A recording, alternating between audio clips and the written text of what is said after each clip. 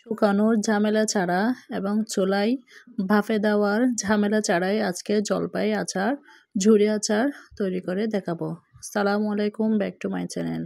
সবাই আশা করি ভালো আছেন। আলহামদুলিল্লাহ আমিও ভালো আছি। আজকে একটু বড় বড় সাইজের জলপাই নিয়ে এসেছি।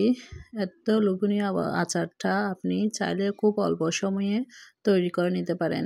প্রথমে জলপাইগুলো আমি ভালো করে ধুয়ে এভাবে গ্রেট করে নিব। একটা গ্রেটারের সাহায্যে এভাবে গ্রেট করে নেবেন। সাইজটা দেখতে এমনই হবে। এভাবে সবগুলো গ্রেট করে নিব।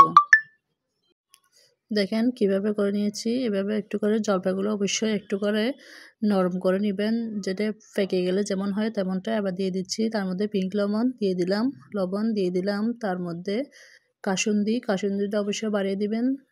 2 কাপের মতো দিয়ে দিলাম ভিনেগার। এবার ভিনেগার দেওয়া শেষ, এবার দিয়ে দিলাম পরিমাণ মতো চিনি। চিনিটা যার মিষ্টি মতো দিবেন, যেভাবে মিষ্টি খেতে পছন্দ করেন ওভাবে দিবেন। এবার ভালো করে মিক্স করে নিব একটা চামচের সাহায্যে। এবার ভালো করে মিক্স করে নিচ্ছি। জলপাইগুলো কিন্তু অবশ্যই একটু নরম করে নেবেন। কাঁচা গ্রেটার করতে গেলে আপনার গ্রেটার করতে কষ্ট হবে, আচারটাও খেতে তেমন একটা স্বাদ লাগে না।